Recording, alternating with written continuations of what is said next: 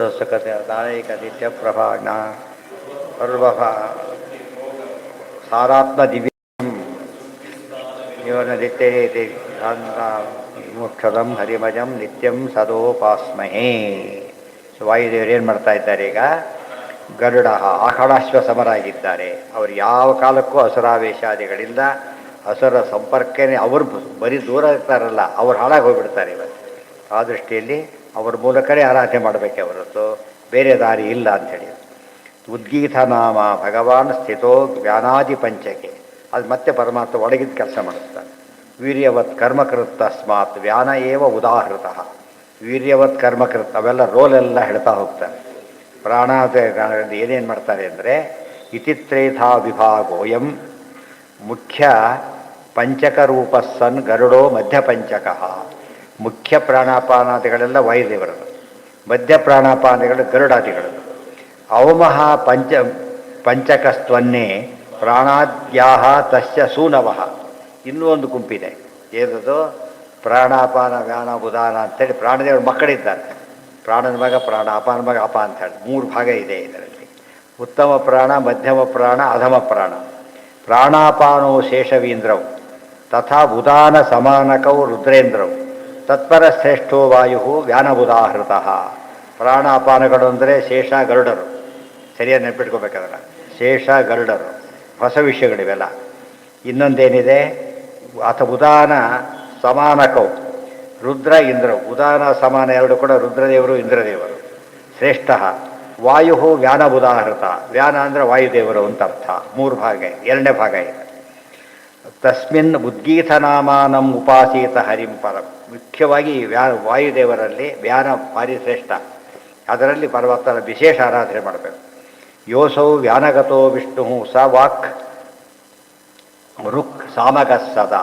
ಈ ವಾಯುಗತವಾದಂಥ ವಿಷ್ಣುವಿನ ವ್ಯಾನ ರೂಪನೇ ವಾಕ್ ರುಕ್ ಸಾಮಗ ಸದಾ. ರುಕ್ ವೇದ ಸಾಮವೇದಾದಿಗಳಲ್ಲಿ ಅದು ತುಂಬಿದೆ ವ್ಯಾನ.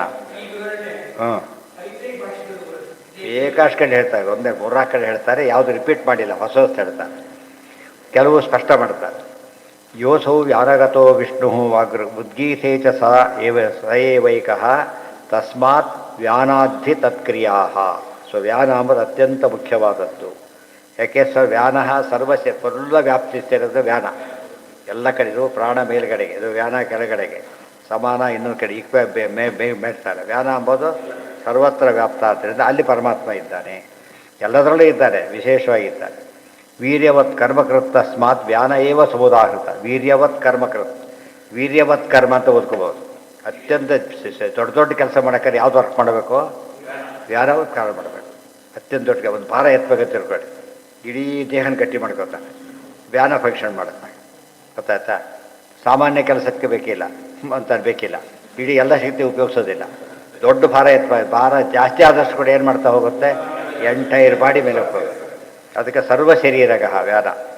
ಅದು ವೀರ್ಯವತ್ ಕರ್ಮ ಅಂದ್ರೇನು? ಭಾರಿ ಶಕ್ತಿಯಿಂದ ಮಾಡ್ತಕ್ಕಂಥ ಕೆಲಸಗಳಿಗೆ ವ್ಯಾನ ಅನ್ನೋದು ಎದ್ದು ಕಾಣುತ್ತೆ. ಉಳುಕಡೆ ಇದೆ ಸ್ವಲ್ಪ ಇದು ದೊಡ್ಡ ಪ್ರಮಾಣದಲ್ಲಿ ಎದ್ದು ಕಾಣುತ್ತೆ.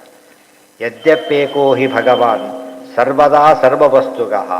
ಒಬ್ಬನೇ ಪರಮಾತ್ಮ ಎಲ್ಲ ಕಡೆ ಇದ್ದರೂ ಕೂಡ ಅನೂನ ಮುದ್ರಿಕ್ತ ಮಹಿಮೋ ನಿರ್ವಿಶೇಷ ಸದೈವಚ.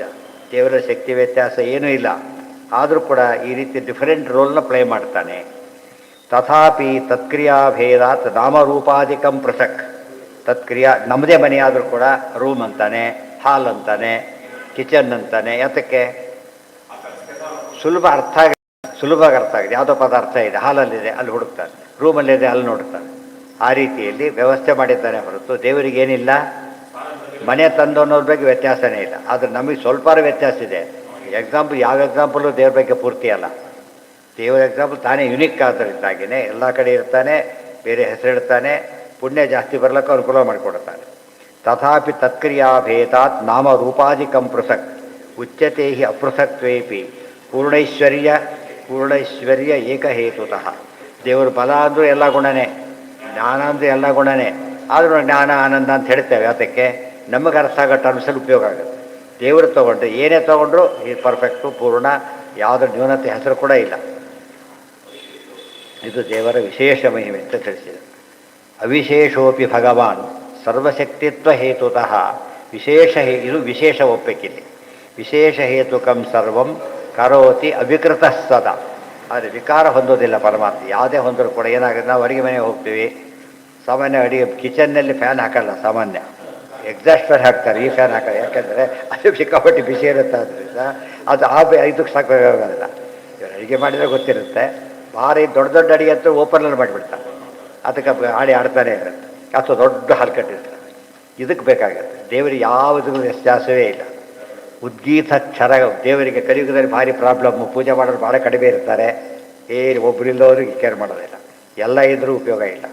ಅನುಗ್ರಹ ಮಾಡ್ತಾರೆ ಅಷ್ಟೇ ಹೊರತು ದೇವರಿಗೆಲ್ಲ ಯಮದೇವರಿಗೆ ಭಾರಿ ಕೆಲಸ ಕಲಿಯುಗದಲ್ಲಿ, ದೇವರಿಗೆ ಭಾರಿ ಕಡಿಮೆ ಕೆಲಸ ಆಗಿ ತಿಳ್ಕೊಬಾರ್ದು. ದೇವರಿಗೆ ಯಾವ ವ್ಯತ್ಯಾಸವೂ ಇಲ್ಲ.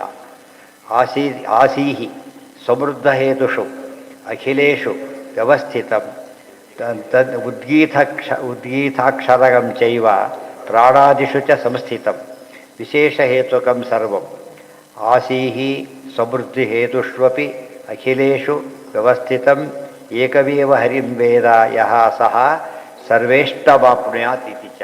ಇದೊಂದು ಇಂಪಾರ್ಟೆಂಟ್ ನೋಟ್. ಇದು ದೇವರಲ್ಲಿ ಯಾವ ವ್ಯತ್ಯಾಸ ತಿಳ್ಕೊತಾರಲ್ಲ ಅವ್ರಿಗೆ ಸರ್ವೇಷ್ಟ ಸಿದ್ಧಿ ಆಗುತ್ತೆ. ಈ ಜ್ಞಾನಕ್ಕೆ ಮಹತ್ವ ಇದೆ ಗೊತ್ತಾ. ಈ ಜ್ಞಾನ ನಾವು ದೇವರೆಲ್ಲ ವಿಚಾರ ಬೇರೆ. ದೇವ್ರು ಯಾಕೆ ತಿಳ್ಕೊಬೇಕು, ತಿಳ್ಕೊಂಡೋದ್ರೆ ನಮಗೇನಿದೆ, ಸರ್ವೇಷ್ಟವಾಪ್ನುಯಾತ್ ಅಂದರು ಒಂದೇ, ಮುಕ್ತರಾಗ್ತಾನೆ ಅಂದರು ಒಂದೇ. ಸರ್ವೇಷ್ಟ ಸಿಗೋದೆಲ್ಲಿ, ಮುಕ್ತನಾಗ್ತಾನೆ, ಮುಕ್ತಿಯನ್ನು ಹೊಂದ್ತಾನೆ. ಆದ್ದರಿಂದ ಈ ಜ್ಞಾನಕ್ಕೆ ಅಷ್ಟು ಮಹತ್ವ ಇದೆ.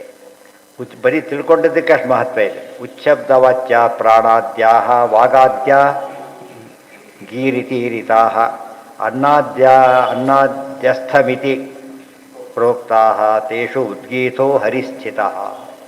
ಉಚ್ಛಬ್ದವಾಚ್ಯಾ ಪ್ರಾಣಾದ್ಯ ಉದ್ಗೀತ ಅಂತಿದೆ. ಉದ್ಗೀತ ಉತ್ತು ಅಂದರೆ ಪ್ರಾಣಾದಿಗಳು ಅಂತ ಅರ್ಥ, ವಾಗಾದಿಗಳು ಅಂತ ಅರ್ಥ. ಗೀ ಅಂತಿದೆ, ಅವಕ್ಕೆ ವಾಗಾದಿಗಳಿಗೆಲ್ಲ ಗೀ ಅಂತ ಹೆಸರು, ಪ್ರಾಣಾದಿಗಳಿಗೆ ಉತ್ ಅಂತ ಹೆಸರು. ಅನ್ನಾದ್ಯಂ ಥ ಅಂತಿದೆ, ಅನ್ನಾದಿಗಳಿದೆ, ಅದಕ್ಕೆ ಥ ಅಂತ ಕರೀತಾರೆ. ಉದ್ಗೀತ ಅಂತ ಇದೆ, ಉದ್ಗೀತ. ಸೊ ಉದ್ಗೀತ ಬಂದರೆ ಏನೇನು ಸೇರ್ಕೊಂಡಾಗಾಯ್ತು, ಈಗ ಪ್ರಾಣಾದಿಗಳು ಸೇರಿಕೊಂಡ್ರು ಉಚ್ಛಬ್ದದಿಂದ, ವಾಗಾದಿಗಳು ಸೇರಿದರು ಗೀ ಶಬ್ದದಿಂದ, ಆಮೇಲೆ ಅನ್ನಾದಿಗಳು ಸೇರಿದವು ಥಾ ಶಬ್ದದಿಂದ. ಥಾ ಅಂದ್ರೆ ಅನ್ನ, ಥಾ ಅಂದ್ರೆ ಅನ್ನ. ಅದಕ್ಕೆ ಅತಿಥಿ ಅಂತ ಯಾರಕ್ಕೆ ಕರೀತಾರೆ ಗೊತ್ತೇನೋ? ಅತಿಥಿ ಅಂದರೆ ತುಂಬ ಅವನು ಆಯಾಸ ಮಾಡ್ಕೊಂಡು ಬಂದಿದ್ದಾನೆ, ಅತಿಯಾಗಿ ಅನ್ನ ಬೇಕಿದೆ ಅವನಿಗೆ ಅಂತ ಅರ್ಥ. ಅದಕ್ಕೆ ಅತಿಥಿಗಳನ್ನ ಏನು ಮಾಡಬಾರ್ದು ನಾವು, ಅವಮಾನ ಬೇಕಾದ್ರೆ ಮುಖ್ಯ ನೆಸಿಟಿ ಅವನಿಗಿದೆ, ಆದ್ದರಿಂದಾಗಿಯೇ ಅವನಿಗೆ ಕೊಡಬೇಕು. ಅತಿಥಿ ದೇವರಿಗೆ ಅತಿಥಿ ಅಂತ ಹೆಸರು. ಯಾಕೆಂದರೆ ಅತಿ ಅನ್ನ ತಿಂತಾನೆ, ಆದ್ದರಿಂದ ಅತ್ತ ಚರಾಚರ ಕಾಣ ಬೇಕು ಅಂತ ತಿನ್ನೋದಿಲ್ಲ. ನಮಗೆ ತಿನ್ಬೇಕಾದ್ರೆ ದೇವ್ರು ತಿಂದು ತೋರಿಸ್ಬೇಕಷ್ಟೆ, ಅದಕ್ಕೆ ತಿಂತಾನೆ. ಅತಿಥಿ ಶಬ್ದಕ್ಕೆ ಕಾಟಕದಲ್ಲಿ ಬರೀತಾರೆ ಆಚಾರ್ಯ, ಅತ್ಯನ್ನವಾನ್ ಪರಮಾತ್ಮನೇ. ಅದಕ್ಕೆ ಪಿತುಮಾನ್ ಅಂದರೆ ಪರಮಾತ್ಮ ಅತಿಥಿ. ಮತ್ತು ಪ್ರಾಣದಲ್ಲಿ ಯಾರು ತಿನ್ನಕ್ಕೆ ಬರೋದಿಲ್ಲ, ಅವರ ಅತಿಥಿ, ನೆಕ್ಸ್ಟ್ ಅತಿಥಿ. ಇಲ್ಲಿ ಅದಕ್ಕೆ ದೇವೋಭವ, ತಿನ್ನೋ ಶಕ್ತಿ ಕೊಡೋ ದೇವರಾದ್ದರಿಂದ, ದೇವರ ಇರ್ತಾರಾದ್ದರಿಂದ ನೇರ ದೇವರಿಗೆ ಮುಟ್ಟೋ ಚಾನ್ಸ್ ಅದು ಅಲ್ಲಿ ಕೊಟ್ಟು ಬಿಟ್ರೆ. ಗೊತ್ತಾಯ್ತಾ? ಇಲ್ಲೇ ಬಂತಲ್ಲ, ಈಗ ಇನ್ನೂ ಜಾಸ್ತಿ ಹೇಳ್ತಾರೆ. ಉತ್ ಗೀ ಥ ನೆನ್ಪಿಟ್ಕೋ. ಉತ್ ಪ್ರಾಣಾದಿಗಳು, ಗೀ ವಾಗಾದಿಗಳು, ಥ ಅನ್ನಾದಿಗಳು, ಅದ್ಯಗಳೆಲ್ಲ ಕೂಡ ಅದರಲ್ಲಿ ಇರ್ತಾರೆ. ಇದು ತಿಳ್ಕೊಂಡಾಗ ಉದ್ಗೀತೋ ಹರಿಸ್ಥಿತ.